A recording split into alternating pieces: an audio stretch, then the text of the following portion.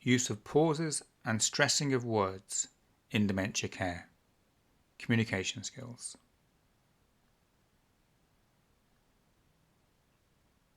To assist people to communicate better, there are a number of features about our patterns of speech that we need to be aware of. Having an awareness of these features will enable us to communicate well with people with or without dementia.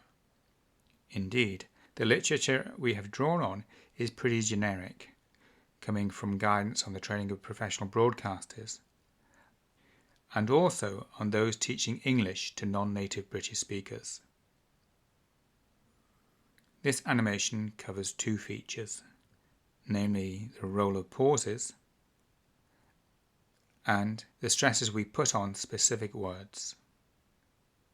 By using pauses and stressing the right words in our speech, we can become more comprehensible, and people living with dementia are more likely to understand what we are trying to say. Using pauses in our speech. Pauses help the listener process the information being spoken to them by providing extra time and thinking space for comprehension. The pauses can come at the end of sentences, or alternatively, they may be used regularly within a sentence. The gaps allow the listener to better digest and understand what is being said. It gives them a bit more time to predict what is going to be said next. Predictability is important when people are trying to understand what the overall message is. The ability to predict orientates people into what sort of words they are likely to hear next.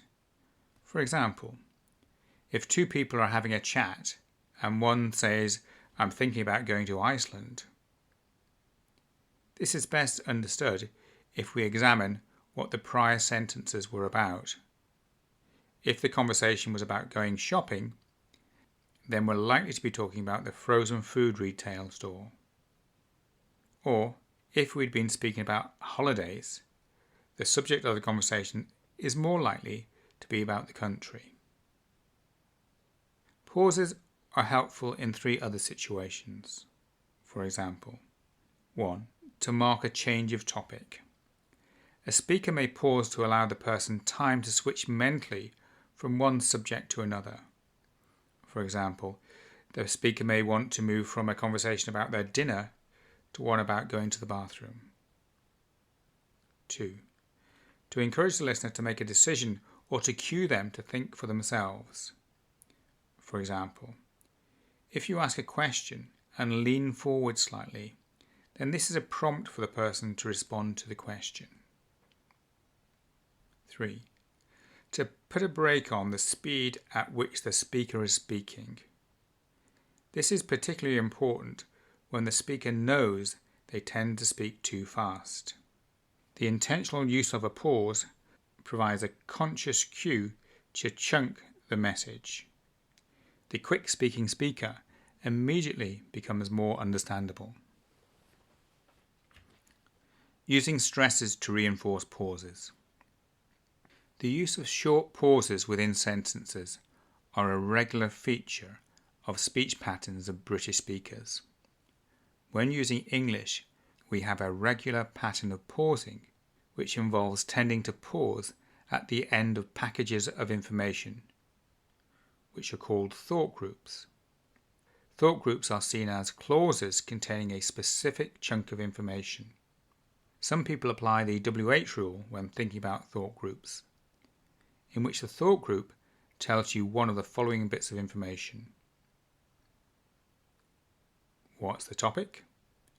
What's happening? Where is the topic taking place? When did or when will it happen? And how will it happen? Let's look at the following sentence, which contains no pauses or stresses. He went to the town on the bus and spent all day in the food market where he lost his wallet.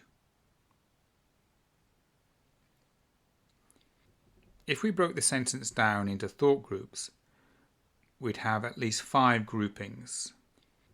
He went to the town on the bus and spent all day in the food market where he lost his wallet. To better identify the end of each thought group, native speakers use another helpful trick, which involves stressing the final words of each thought group. Let's demonstrate this. He went to town, on the bus, and spent all day in the food market, where he lost his wallet. This is a natural pattern of a native speaker's speech, although I've exaggerated it somewhat here. Most of the time, these features are so subtle in our speech that people do not recognize they are using these patterns. However, these stresses are great aids in communication, particularly when combined with the pauses.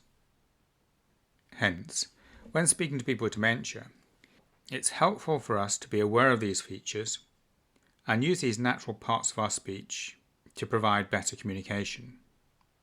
So let's have another example where we'll use the pauses and the stresses. Hazel, we're going for a walk. Would you like to wear your black shoes or the brown boots?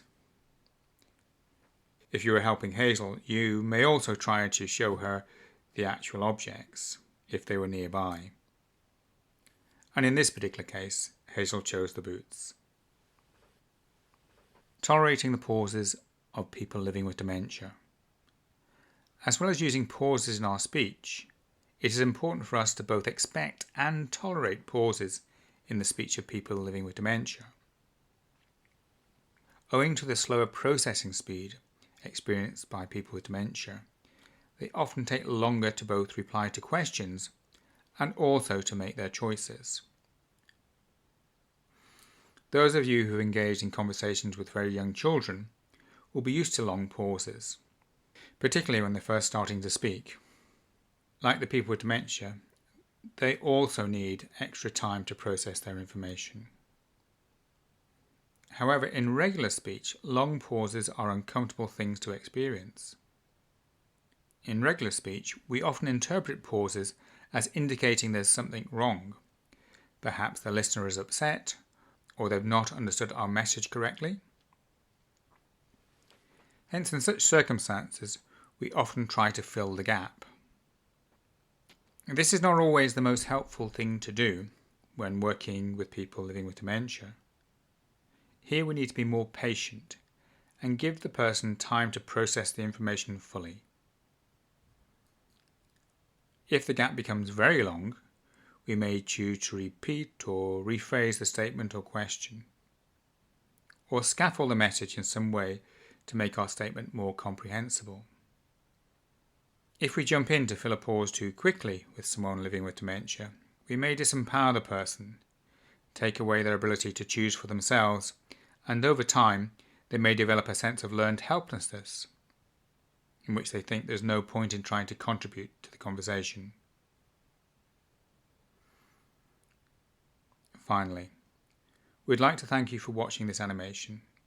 The features we've discussed aim to improve our communication skills and thereby give people living with dementia the greatest opportunity to continue to communicate and make choices for themselves late into their dementia.